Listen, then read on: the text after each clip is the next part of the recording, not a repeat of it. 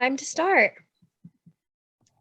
So during today's session, it would be better if you left your comments until the end. So if you have a comment or a question, you're just going to type those into the chat. And hold on, I have to minimize so I can get my blurb to read. Okay. Welcome to part 3 of the Men Are More Than series. This session focuses on archetypes. So if you don't mind muting yourself during the session, that would be great. And like I said, if you have a question, type it in the chat. Just put the word question right in front of your question so it stands out as I'm looking through the chat. Before we get started, I'm going to introduce JP and Greg, though I know most of you probably already know them quite well. JP is an award-winning author of historical political suspense, a full-time minister, and the president of Lancaster Christian Writers Association. With a tagline of unforgettable drama, undeniable truth, JP's high adrenaline novels often mesh real-world scenarios with vivid fiction. Among others, he is a contributor to Guideposts, focused on the family clubhouse and the Salvation Army's war cry. His work has been praised by industry leaders such as Publishers Weekly and secured the #1 spot on Amazon's historical thrillers category. When not writing or spending time with family, he loves to hone his archery skills, explore wild places, and enjoy good coffee. JP often speaks to writers and church groups in the United States and internationally. He has been happily married for over 16 years to his high school sweetheart. And for Greg is the editor-in-chief at Olivia Kimbrell Press. He is the husband to best-selling Christian author Haley Bridgman and parent to 3. He continues to proudly serve in the U.S. Armed Forces and has done so in either an active or reserve capacity for more than 20 years as an airborne and air assault qualified paratrooper, earning a Bronze Star for his service. Greg was ordained in October of 2001 after surrendering his life to Christ decades or earlier. He currently serves in the National Guard, is a decorated combat veteran, and is best known for his technical savvy and attention to the smallest detail. And we have seen Greg's technical abilities in the organization of this virtual conference. And now JP is going to show us that our portrayals of men should go deeper than black or white, brainy or brawny, worldly or wise. Amy, thank you so much for that wonderful introduction. And I could not agree with you more, especially when you're talking about Greg and his technical savvy. So today, this is normally his specialty. I'm going to be filling in here a little bit. So you just bear with me as I work through it, because this part, he normally fills this part in, but we're going to work our way through it. We're going to have a great time nonetheless. So if you are here, first of all, congratulations. You survived the first 2 episodes of our very intense workshop here, Men Are More Than Black and White. And I'm really glad to have you here and join us for our third episode here. I sound like it's a movie, right? For our third session, our third workshop in this series that I trust will be hopeful and informative. We're going to roll right through it because we have a lot to cover. So let's get started. And again, as Amy mentioned, I'm going to try to leave about 5 to 10 minutes at the end for any questions. All right. So on that note, let's go. First things that we have over here, when we're talking about Men Are More Than Black and White, the slide deck that we have and notes have been shared with you via the workshop page. They are also available at successfulchristianselfpublishing.com/morethanbw. And you'll see this URL a couple times. So let's first talking about conflict, because conflict and plot, or conflict is the heart of any plot. So basically there are just 3 conflicts in storytelling, which we have man versus the world, man versus man, man versus the supernatural. There are those who claim, let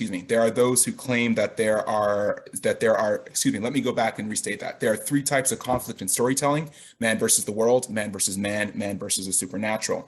When we talk about plots, there are 7 basic plot structures, and there are those who might claim that the one I have labeled here, rebellion against the one, is a plot line. Many times there are people who have just basically different derivatives of this. But when we're looking at plot as a whole, we see that there are 7 basic plots, and those are listed here: overcoming the monster, rag to riches, the quest, the voyage and return, rebirth, comedy, and of course tragedy.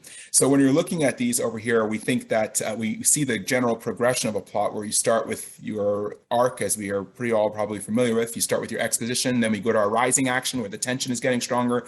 We go to our climax, where things sync together. Then we have our falling action and our resolution. So our readers at the end feel satisfied that the story has happened and has gone on. Again, some may add 2 more plots: mystery or rebellion against the one, but these can fit nicely into the elements we have over here, such as overcoming the monster, or rags to riches, the quest, or voyage and return. So they can fit into these categories as well.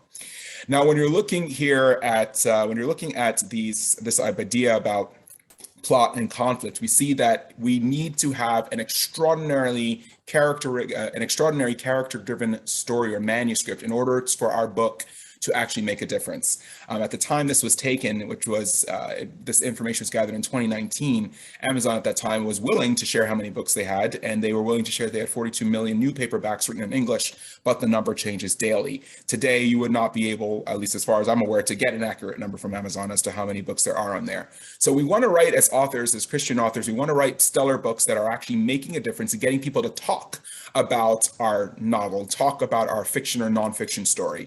And the question we have to ask ourselves is, what makes your story great? With 7 basic plots, 3 basic conflicts, and tens of millions of books currently on sale, how does your once upon a time something happened to some people and then they did this and that happened in the end stand out among the millions of books that are out there? The answer, in short, ladies and gentlemen, is characterization. Characterization is what readers are seeking. Great characterization is what any reader wants when they're picking up a fiction book. They want a character that they can see, understand, and with whom they can relate. Now, in our series talking about men are more than black and white, we're focusing predominantly upon building books that relate and resonate with male characters, but a large part of what we're going to be seeing and talking about today will also, I trust, help you develop your female characters as well. Now, I'm just going to, if you just bear with me 1 second here, I just want to get this thing off my screen because it's kind of having a hard time seeing the quote I have here on it, but it's if you look at characters, I can't quite see this quote, so just excuse me if I misread it, but I'm sure you can see it on here on your screen. It says, essentially, this quote from Ken Poirot says, no relation, Agatha Christie's famous detective Hercule Poirot, there's no relation to the fictional character. And excuse me, I can see it down in the bottom. He said, my last name is Poirot, like Agatha Christie's famous detective Hercule Poirot, no relation to the fictional character. And that's by Ken Poirot. So when you're looking at these things, you want things that are going to stand out, you know, characters that make a difference over here and that stand out to our readers through humor, through dialogue, or through whatever the case may be. Let's talk about characterization. So we're looking here at the characterization being key. We need to remember that 3-dimensional characters are the key to any great book. And I often do a separate workshop on that, write 3D characters, just to talk about 5 ways to flesh out characters. So great books are character-driven books. The books that you remember, the books from your childhood that stand out by you are driven by the characters. The exact plot points and dialogue might be forgotten, but the great characters themselves are memorable. So let's talk about 3 spheres of characterization and how we can get these to overlap and bring them together. When we're talking about what makes a great characterization for the next few while, we're going to be talking about craft, and this is the key. So this is step 1, but I want you to remember this, and I pray that you'll take this away with you as you go through the lesson. There are 3 spheres of characterization. First is the physical or material. It's the parts that we can touch, the parts of the character that are there and visible in front of us. Then we have the intellectual parts, which are aspects of what is learned or taught. And then we have the spiritual and emotional aspect of things, okay? So we want to avoid, we want to avoid archetypes and tropes, and want to make sure we're bringing all these characteristics together in order to portray a very realistic character. Let me give you an example. So if we take this prop character, the bellhop, we just had the sentence, the bellhop took our bags. Well, it doesn't give me any information about the bellhop. He's unformed, he's unfilled, there's no description, no dialogue. He or she has as much characterization as a luggage cart, because we don't know what the bellhop looks like. If we were to go and just focus in on the physical side of things, then we have a physical description. The blue uniformed bellhop took our bags. He's no longer unformed. We have a mental image as to what he or she is looking at, like in the sense that we know they have a uniform. We have a vague idea of his or her physical appearance. If we come and bring this a little bit further and bring a 2-dimensional character, we can have the blue uniformed bellhop put on a practiced smile before he asked, "First time here, I take it." And so now what we have is we have someone that has a little bit more dimension. The dialogue is bringing out a little bit more. We see that there's a practiced smile. The bellhop is no longer one-dimensional. He's uniformed and he smiles. In addition, he speaks with an interrogative, so we have a vague idea of his powers of observation. But what we want is we want to have a character that's at the center of all 3 dimensions. Characterization inside a balanced story brings in physical, intellectual, and spiritual capabilities. So the spiritual sphere is here because it is the foundation. So we have it at the bottom for that reason. It is the building block for the other 2 spheres. So when you're building a character, you want to make sure you have that spiritual aspect of it in there. So if you think about it, when you're looking at this, and in your notes, this goes into a little bit more detail. If we're thinking about it, what makes a strong character is one that is combining these elements and bringing them together. So if we look at, for example, there's a very popular book called The Hunger Games, and I'm sure many of you are familiar with it. And in the secular world, they often try to remove that spiritual aspect. So if we're looking at the Hunger Games as an example of this over here, we can see that in the Hunger Games, there is a physical aspect. There is a material aspect, there is an intellectual learn or teach aspect, but there is no spiritual aspect. And for me, I'm familiar with the story, and obviously being a high school teacher and things like that. And when I look at that story, that was one of the things that actually was very disturbing to me, was that you had characters engaging in such gruesome activities and killing and all these different things. It was quite depressing, actually, in my opinion, but that's just my opinion. But yet there was no spirituality behind it. There was no spirituality behind there, no remorse, not remorse, but no spiritual development in that aspect. So what we want to make sure we realize that as authors, we want to bring that balance. So that way we are bringing a character that is multi-dimensional, combining the physical, the intellectual, and the spiritual. Even if your characters don't necessarily need to be Christian characters. You might be writing about an atheist, or you might be writing about something else, but there's got to be some form of spirituality, because all of us as humans have that drive on the inside. We have that desire inside where we must worship something and have some form of faith, or have no faith at all, in which case that lack of faith is in itself a kind of belief, if that makes sense. So the point of the matter is that humans cannot be isolated from that, although the world and the secular culture tries to often do that. Now let's take a look at mainstream secular romance here as we start to go a little bit closer and deeper towards this.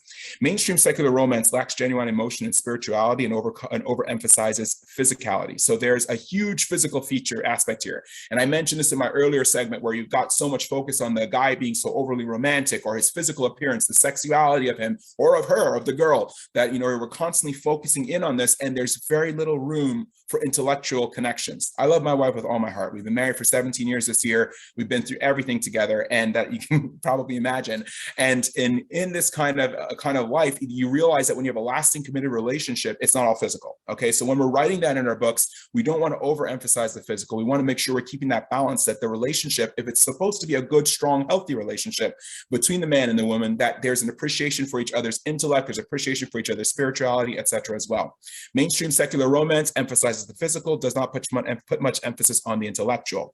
Traditional Christian romance puts so much on the spiritual and very little room on the intellectual, and definitely no physical. I mean, God forbid he should ever actually look at the woman and admire her for her physically. I mean, we really tend to go overboard on the other side of it. If we want to create characters and books that are relevant, meaningful, and impactful, the goal that what we need to do is combine all these elements together, so we're striking the center, where in your manuscript or your novel, you're bringing together the physical, the intellectual, and the spiritual. And that's what creates a very well-balanced character. Now let's talk about archetypes over here, and I'm going to hustle along a little bit to make sure that I'm hitting all these targets here today. When we're looking at this over here, there's a great quote by Jane Krentz, and she says, the hero and heroine overcome their problems not with social engineering and not with psychology, but with core heroic virtues, and they're always the same. It's courage, determination, and a sense of honor, integrity, and the ability to love. And that's at the core of all our heroic archetypes. So when we look at these, we look at the word archetype, we realize we're talking about a stock character, something we start off with. And there are a bunch here. To save time, I'm not going to read them all, but you can see them on the screen. You can look at them on your notes. Basically, what we're looking at is we're starting with a stock character, and then we want to build and flesh this character out to be unique to our story. So we might have the absent-minded professor. We might have the anti-hero, a hero who's driven by pursuit for power, sex, money, control, or other particular vices. And because of this, often selfish, antisocial, power-hungry, materialistic. You look at Gone with the Wind. You look at a lot of the classic novels or classic books that have impacted Western literature throughout the years. We see that with all this being here, when we're looking at archetypes and stock characters that we have, we start off with something like this. You might have a guy like the boy next door, who's a nice guy that does everything right. It's a clean, wholesome, patriotic, loves mom, apple pie, and baseball. Typical, what we consider typical like American scenario over here. You might have the blind seer, a character with the sacrifice of sight that is a greater cosmic knowledge.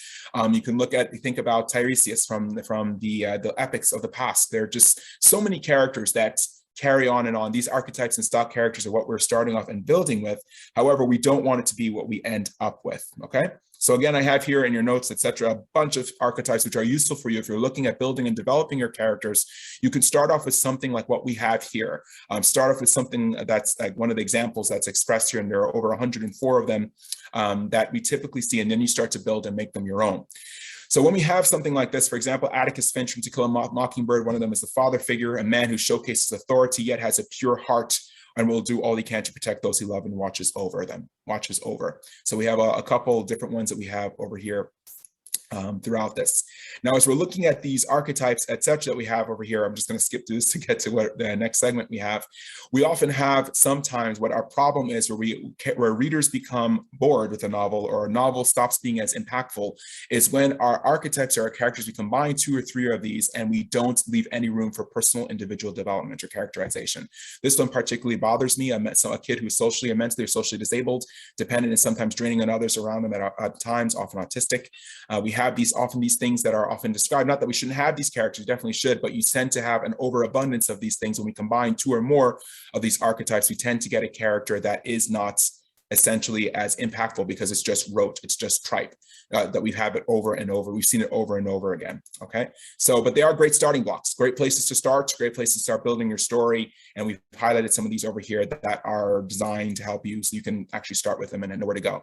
Let's take these characters and combining archetypes to generate tropes. This is where we're saying toss the tropes. This is where I really want to get to today. So let me move down here on my notes on this slide as well. So just bear with me a moment. When we're looking at archetypes, they're a great place to start, great examples, but we don't want to combine multiple ones because then we end up with something that is overdone and stops being effective or impactful anymore. So let's see how we can work this through as Christian authors. And thank you for bearing with me for a few moments here. All right, so Paul Fitzsimmons has this great quote over here. If you'll just bear with me, let me pull this up. Okay, so Paul Fitzsimmons talks about defines a trope as being widely used, but importantly, widely accepted dramatic device. And I know I'm missing a couple words there, so I'm hoping you can see that. It's not showing up clearly on my screen. But let's talk about a trope. So a trope essentially is a commonly accepted dramatic truth. It can represent a character, a common theme in the narrative. So if you're combining a couple archetypes, we talked about the archetypes as being our starting points. You with me so far, I hope. But if we combine a couple of those archetypes, you're going to probably come across some tropes that you recognize. So for example, you might have the lover, husband, and the harlequin. So if you look at these here, you can see them for the movies, you probably recognize them, that the father might be a silly man or someone who's, kind of more like an idiot, like this one here, the lover, and you combine the lover and the harlequin, and you'll end up with the idiot husband, where you have a sitcom theory or movies and things like that go around portraying men not in the most idealistic way, but are just designed for fun. You combine the father figure and let me just hear, oh, great, I got to move this off. Great. Combine the father figure and the harlequin, you'll end up with the idiot dad, where you look at some of these examples, probably like the Jetsons and different ones you might be seeing, the Simpsons, things like that you might recognize. So the point is, if you combine this is really one that Greg really takes this exception to. If you combine the mentally and socially disabled plus the harlequin, you end up with the autistic clown, which really is not kind. And as a teacher that has been a teacher of autistic students, it really bothers me to see this. In other words, sometimes the way men are often portrayed, you combine the warrior and dumb muscle, and you end up with the mindless drones, such as the guys from Lord of the Rings or the Borgs or Star Wars, etc., instead of people who are actually thinking, just going on. The warrior and the psychopath, you end up with a psychopathic, sociopathic soldier. This often happens in Hollywood. Hollywood is a prime perpetrator of a lot of these trope figures, where the real reason we're spending time on this is because what's portrayed is what's influencing the thought of the public. What's portrayed in the media, what's portrayed in literature is what's influencing the minds of the individual. So if we continue to always develop stories that are based upon soldiers coming back as though they were all suffering from PTSD, that's not always the case. There are plenty of soldiers that come back that do not suffer from PTSD, but these are the ones that are often portrayed all the time, and it influences the thoughts and the perceptions overall of the general public.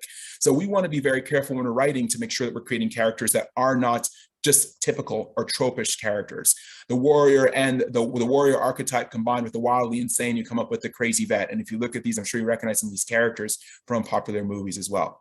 If you combine the prostitute with the McCoy, you end up with the sympathetic sinner. These are two stock characters that often get combined and create a trope that are out there as well. So it's not only guys I'm talking about, it's also girls as well. And you get the idea. You combine the girl next door with the wild crazy, you get the crazy ex, you get the prostitute with the grand dame, you get the gold digger, the warrior with the rebel, you get the renegade crop. And it's oftentimes things that are not necessarily accurate. Our message to you and our challenge to you as Christian authors is to toss out the tropes. Toss out the tropes to avoid perpetuating stereotypes. And I'm going to share with you as to why this is so important. So let's go forward here. So I mentioned in my earlier class that there have been a lot of stereotypes that have been coming up, and it's often degenerating men, denigrating men, bringing them down, etc. And I shared with you an experience that I had seen at the store, and here it is actually in this segment here. So we're going to talk about this a little bit. So these are Some tropes that you definitely want to avoid, okay? And we have some divided for men and we have some for women. So when you're looking here, if you look at the tropes that we have over here, on this one here, from the guy's point of view, he's wearing a shirt. These are shirts that are actually sold. I mean, these are messages that are put out there in the public. He's saying, cool story, babe, now make me a sandwich. I mean, not kind, not nice. On her part, she's wearing shirts that says, boys are stupid, throw rocks at them. You know, this is the culture that we are creating in our country, and we need to be extraordinarily active in tearing this kind of climate and culture down. And you need to be careful as Christian authors not to perpetuate the negativity that's out there. Boys do not deserve to get rocks thrown at them. Misogyny, for a man's part, misogyny dialogue, you know, misogyny, he might have something where it's saying she'd be prettier if fill in the blank. All women, girls can't, chicks, always little lady, you know, these kind of words, feminazi, we want to avoid these things inside our dialogue. They have no place in there. They should not be there unless you're absolutely determined to show the evil of a character and trying to redeem him. There's the trope that men are commitment phobic. That is definitely not true. Some men have no problems making commitments to a woman. The images that are often portrayed in literature and in movies are that young men are always oversexed, delinquent, entitled, and immoral. Boys are often portrayed as dirty, mean, annoying, bullish, and dumb. And this is a picture I actually took from Christmas tree shops. And I have no problem telling you where it was because I was there with my family and I actually protested this thing. I'm there in the store looking for something. I think it was a Christmas shopping we were doing. And I saw a boy, a silly little noisemaker covered in dirt. And a girl is portrayed as a giggle wrapped in sunshine and glitter.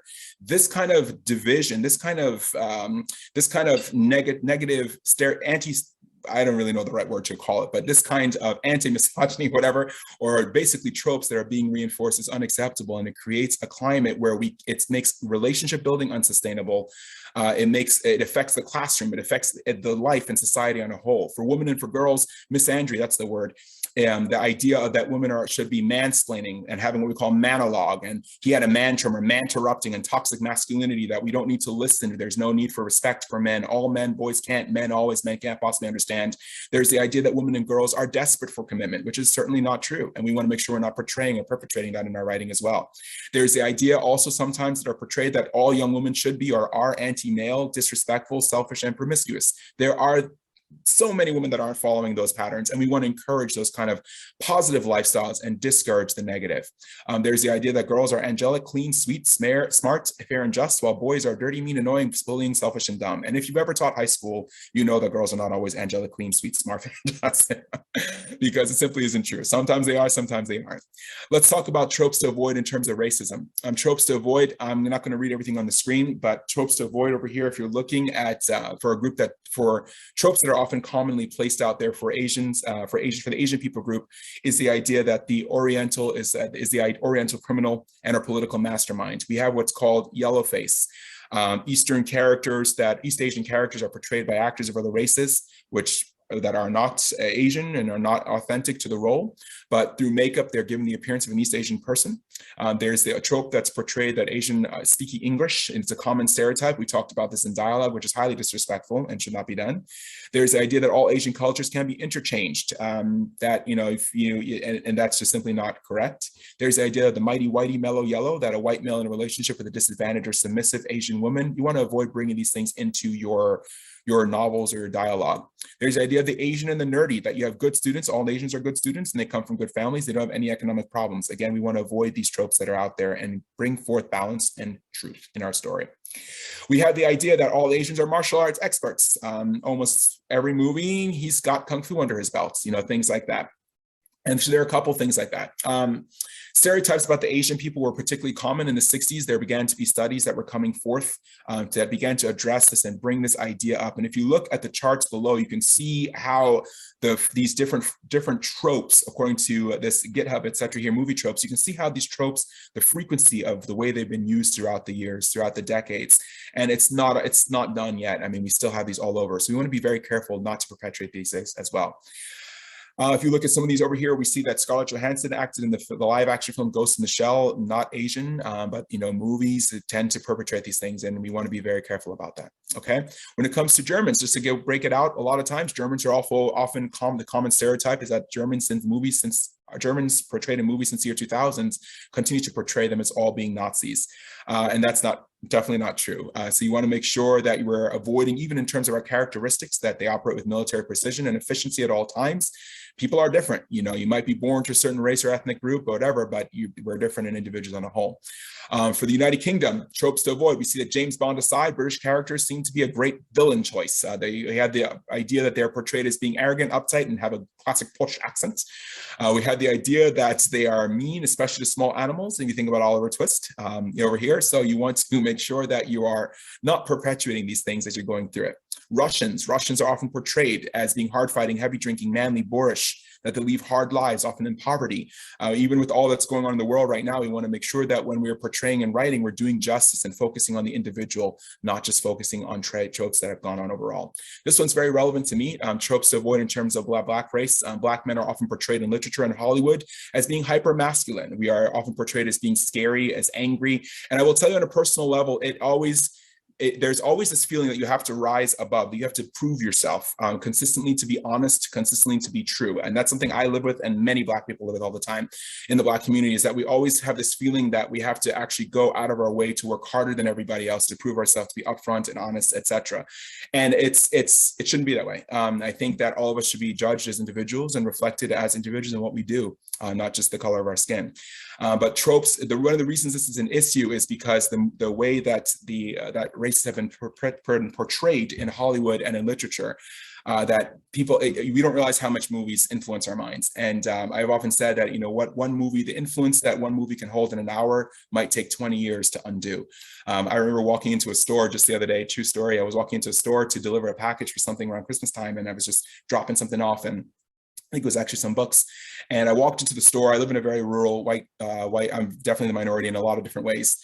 And when walking into the store, the lady in the store, I opened the door, and it wasn't the owner, it was one of the customers that was in there. And the look on her face, it just was sheer panic, just sheer panic. And this Black guy walks in into the store, and the owner said, I distinctly remember the owner turning to her and saying, don't worry, he's okay. He's just here to drop something off. And, it's again, like, what produces that? You don't know me, you don't know who I am. I'm not coming there like with guns blazing or something like that, but the reality is what's constantly reinforced in the minds. And I'm hoping that you all, and listening to this today, will walk away from here with that knowledge that we have to change perceptions of mind, not just about Blacks, but in general, overall. And if people die in a movie, statistically speaking, the Black characters are most likely to die first. If the film features one Black character, it's likely to be the Black best friend. Black women are portrayed as being loudmouth and sassy, sometimes true, not always true. Darkest African movies portray the continent as mysterious and dangerous, isolated land with limited ties to modern civilization. And again, that's also not true. So we want to make sure that as you look at the diagram, you all can read and see the graphics and see the way things are moving in the trend lines. But again, let's do our best to break the mold and to be original. So let's talk about now some tests on how to identify if your book has archetypes and tropes and stereotypes within it. We're going to do the substitution test, and the simplest test for sexist remarks. This is what we call, if you're talking about a boy or a girl and you're generalizing that aspect, it's called sexism. It's not just sexism if it's a guy talking about a girl. It's also sexism if a girl is talking about a guy. So the simplest test for sexist remarks is to substitute the opposite sex. When you're looking at your dialogue, or when you're looking at your manuscript in some way, just flip it out for a sentence and for a moment and see how the sentence would sound. So, for example, let's take this. A says, what's the smartest thing a husband can say? And the question is, my wife says. Now substitute the opposite sex. Does it diminish the opposite sex? What's the smartest thing a wife can say? And the answer, the response would be, my husband says. Think about it and see, how does it feel or how does it sound when you substitute the opposite sex? If you're doing a substitution test, you can also do this for people groups. If you're looking to be careful, as a lot of non-minority authors are very wary about writing about minority characters for the very reason of being afraid of being criticized, one of the things you can do to self-check is do a substitution test for people groups. When you're looking at prejudicial language, you can imagine that you are a member of an imaginary people group. So we're going to take this imaginary group called the Smorgians, then substitute that imaginary people group into any statement about a specific non-fictional people group. So this was an example from Coca-Cola. You may have heard about this. They had their Better Together online training seminar. And this is what they said. White people are socialized to feel they are inherently superior because they are white. White people are arrogant and defensive. Break with white solidarity. Be less white. Now substitute that in for this fictitious group here. If you were to substitute for Smorgian, you got to ask yourself, are the remarks prejudicial towards the Smorgian people group? Smorgians are socialized to feel they are inherently superior because they are Smorgian. Smorgians are arrogant and defensive. Break with Smorgian solidarity, be less Smorgian. If you start to think about it, you realize when you substitute an imaginary group in for some of the language that's used, even on the other side, like in the real world, the secular world, excuse me, you realize that there's often a lot of opportunity, often a lot of prejudicial language that's being used one way or another. For myself, I think that there is a balance that needs to be maintained. It seems oftentimes society and culture goes from one extreme to the other, where you have, we might have people constantly criticizing the white race and criticizing it, and that's not necessarily the case. I mean, you just need to get back to the balance and realize that we're more than black and white. We are human beings that are made in the image of God. We can treat each other with respect and with love and break any barriers together. There's another test called the Bechdel test that is useful for authors. It's sometimes called the Bechdel-Wallace test. It's used for on-screen female characters. It's been used since the 80s. It's designed to determine whether or not screen female characters have fully realized lives that are apart from men. So if you were to take this and apply it to your book, it can also give you a little bit of insight into your novel or your manuscript as to see how well developed are my female characters. So the test basically looks at a film or TV episode and has 3 questions. Does it have at least 2 named women in it? Do they talk to each other? And are they talking to each other about something else besides a man or men? If the episode can answer yes to all 3 questions, it passes the test. So when you're applying this to your book, what you want to ask yourself is, okay, my female characters, are there at least 2 female characters in my book, or at least 2 male characters in my book? Either way you want to run this. Do they talk to each other? Are they talking to each other about something else? If it's men, are they talking to each other about something else besides women? If you're talking about women, are they talking to each other about something else besides men and or children? So in taking this approach, it's not that it's wrong for them to talk about it, but you want to build in other aspects to your characterization, so your characters are 3-dimensional, are well-rounded, and are turning around and having lives that are individualistic as a whole. All right, the Duvernay test is another one that goes there. It's named for director Ava DuVernay from Selma and A Wrinkle in Time. There are 5 questions that are the basis for this test. They answer the question, do on-screen minority characters have fully realized lives rather than serve as scenery for non-minority characters? So what you want to ask yourself is, does your novel have at least 2 named minority characters in it? Do the minority characters portray harmful, simplistic, or common archetypes, tropes, or stereotypes like the 104 and others that we talked about before? Do the minority characters talk to each other, and do they talk about anything other than color? I mean, we talk about so many things. I mean, I've seen this in a lot of literature now, especially in recent times. People are trying to just throw in minority characters in otherwise non-minority forms or molds. And the trick to building out really minority characters is recognizing that they are individuals with lives that are totally centric, just like everybody else. So the focus of life isn't always just race. It's all about relationships, family, friends, jobs, everything that makes everybody else human and normal and in their own life. So when you're doing this and you're bringing this out and fleshing out your characterization about your characters, ask yourself these questions. Do only the minority characters die, or do they die first? Do the minority characters pursue their own goals apart from the goals of any majority characters? And as you're looking at your work and self-checking your characterization, you can thoroughly look in and say, wow, are there areas in which my characters need to grow, or do I need to build more into them? So when you're looking at these tests here, this is a screenshot. You can pull this from the notes, etc. And just ask yourself, do I have these here? Or go online and look at these names and pull up these tests and see how you score. When you're taking your novel, put it through the mill and test your work, okay? All right, so there are some web-based resources, Christian books and secular books that deal with this aspect.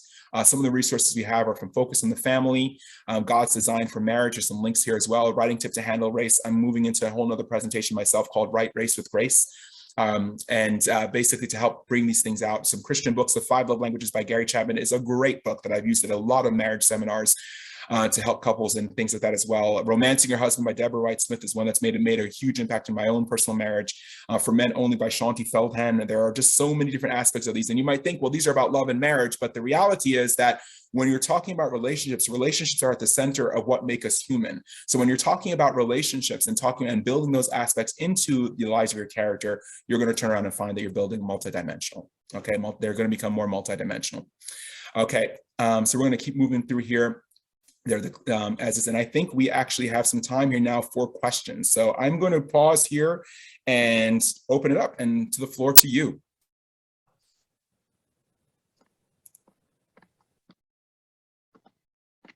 All right, there's no questions in the chat. All right, great. So I love questions, so feel free to ask, feel free to ask these as well. And if not, I can keep on talking. I mean, I always have more to talk about.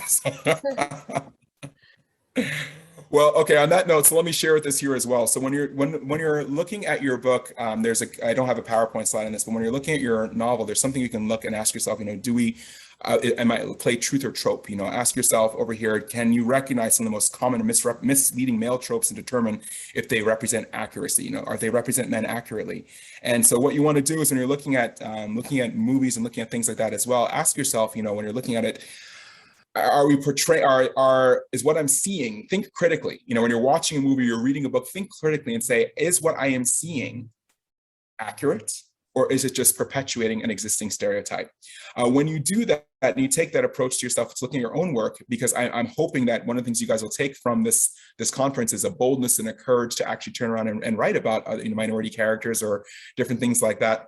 When you're looking at this aspect, you want to ask yourself critically, am I reinforcing or am I ditching the mold and tossing the trope? Am I adding layers to my characters that are not commonly found? And that's what's going to make your book unique.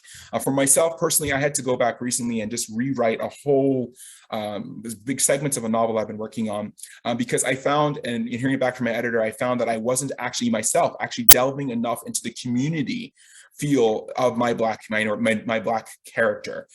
So I realized that, I was talking about the issues, I was talking about the things she's facing, going through all these different things, but I didn't actually turn around and flesh out more about the community and have them talk about other aspects of their lives besides the drama of what's going on in the moment and the marginalization and these kind of things like that. And so it's something we all have to do as we're looking at our work, is be open and honest and say, hey, let me look at this objectively, let me look at this critically. This is where peer review groups come in handy. This is where editors come in handy. This is where, getting feedback from beta readers and sensitivity readers come in handy. They're all great, very useful ways to turn around to help you identify areas that you're missing, to help you prevent tropes that are there in your field, and to help you project truth in it as well. Okay. I have a question. Go ahead. No, you go right ahead.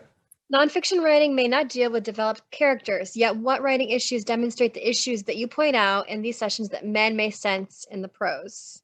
Okay, in terms of nonfiction. Okay, so you're not in nonfiction, you might think you're not developing characters. You actually are, in the sense of you're giving us a realistic view of what that character is going through. Because we do, a nonfiction or not, we want to walk away from that book feeling like we know that the characters as well that are in there. What writing issues demonstrate the issues you have pointed out in these sessions that men may sense in the prose? Can you clarify a little bit more, Constance, to make sure I understand what you're asking? You can jump on, Mike. It's fine.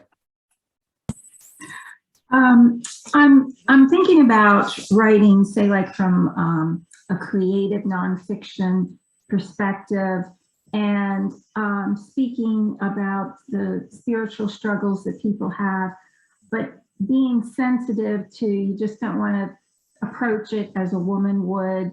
How can you be balanced in this? You see what I'm saying is, you're not developing a character per se, but you have a voice that you want to express. Okay, so what I'm hearing from your question, and correct me if I'm wrong, is that you're interested in knowing what issues men tend to face is in life. Okay, so some of the things that I've come across, and obviously everyone's different, got their own story, but some of the things that I've come across are actually insecurity.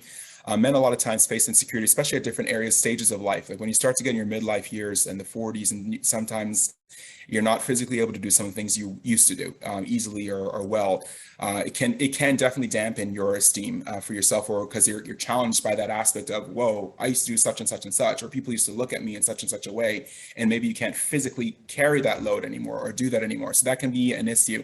A lot of times, one of the biggest issues that men face is a lack of respect, and that's one of the reasons why I stress that so much in this presentation. It is so unhealthy to see, and saddening to see our country and society as a whole come to this aspect of a lack of respect. I believe firmly in respecting women. I believe with all my heart, but I believe that women also need to respect men. And I believe that God's word is quite clear on that. Greg and I were talking the other day, and there was a slide, I don't think it might not be in this presentation, but it was a scripture. If you look at the scripture where Paul is speaking to the church, he says to the husbands, he said, love your wives. He gave that commandment. He said, love your wives. You remember the scripture? And he focused in on that. But when he came to the man, he said, wives, he said, see that you reverence your husbands. And I always emphasize that in marriage ministry, because the reality is God knows our needs and our makeup, period. Men need love too, and women need respect too. But the way God wrote it, the emphasis there. He told husbands, love your wives, be not bitter against them, such and such. And it really, and wives, reverence, or so that the wife see that she respects or reverences her husband, which is only, the word reverence is only used twice in the Bible, once to God and the other to the husband. But the reality is that when we look at our secular culture, we don't see that. We see a lot of, as I said, mansplaining, man bashing. If I were to take that statement I showed, that little picture I showed from Christmas shops, and turn around and say, girls are, I forgot what it was now, silly little noisemakers covered in dirt. I mean, it would be extremely offensive. Wouldn't you agree? That's offensive. It's offensive to go around to say those things. It's offensive to go and say, go make me a sandwich, woman. And it's not the way we ought to convey ourselves. And so I think that for men, a lot of times what they're struggling with, Constance, to go back to your question, is the fact that they don't always feel that respect that they should have, and that we need to be encouraged to rise to those standards and act in a way that shows that respect. Another thing I think that men are struggling with also is a sense of purpose. I see that a lot from younger men and also older men, because we're not allowed, I want to say not allowed, but we are discouraged in society and secular culture to pursue the path that God left us to do, to pursue the work of being leaders and spiritual guides, and all the roles that God has called us to as men in society. It often seems like we're being pushed aside from that, and so as a result, a lot of men find their purpose on the couch, in front of a video game. Like that's their escape. That's the way it is. And I have never, in 17 years of, it's been 17 years of marriage ministry, 12 years of marriage ministry. We were doing this before, but 12 years of marriage ministry. I've never, ever, my wife and I have never, ever had a wife tell us, my husband needs to spend more time on the couch. We've never seen it. Or my son needs to spend more time in front of the video game box or watching, but the point is, a lot of times if we can't have what there's a lack of understanding as to what we're supposed to achieve and do. And I see this with young men, with teens, and as they grow older, sadly, society is just removing that sense of purpose from them. So I'm hoping that in just having this candid conversations with you all, that you all will start writing things that challenge boys and challenge men, or speaking to them, to get up and to be the men that, that God says they can be. And when we do that, we're going to start to see a positive change. I believe that. So those are three things that come to mind right off the top of my head. I think that in writing, we can definitely, no matter whether you're female, I have some guy writers in here in this session, but as a woman, because I know there are a lot of female writers in here, as a woman, you definitely can write across your gender and express male characters correctly. I myself have been blessed and edified by a lot of books that were written by women, but I just think it needs to be done well. It needs to be done accurately and done well, and with the goal in mind, keeping the reader as being not some amorphous creature out there, but keeping in mind that you are writing to speak to a male reader as well. And that definitely makes a difference. Chris Walker is saying, my husband and I celebrated our 44th anniversary. Oh, congratulations. And love and respect have played a major role in your relationship. Absolutely. I think let's give Chris a round of applause. That's 44 years. That's a lot of mileage, Chris. May God give you many more. That's wonderful. It's definitely something you got to work at. It doesn't come easily, but it's definitely worth it, in my opinion. And I think that indeed love and respect definitely make that trend. Swinging back to nonfiction or fiction, any other questions I can answer for you all? Minority, non-minority questions, anything at all? We covered a lot, and I hope that it's helpful to you in these 3 sessions. So, all right. I just want to say, sometimes you have characters in your story that, when you look at stereotypes for race and different things, if you steer totally clear of every single thing that is a stereotype, then sometimes some of the scenes that you're trying to portray don't really come across authentic, in some ways. And Dina, that's a great point to bring up. I'm so thankful you brought that up now, because it gives me a little bit of chance to bring some balance in here. We spend a lot of time talking about anti-stereotypes and anti-tropes. The reality is, and I talk about this more in my my workshop, Right Men Right. I kind of bring this element back in there, but the reality is that stereotypes are there because there's a truth to them, in a sense. Okay, and I hate to say that, but it is true. There is a grain of truth to every lie we say. And the reality is that, for somebody somewhere, stereotypes are stereotypes because at some point in someone's history, that was enough of a reality to people that it became a popular idea.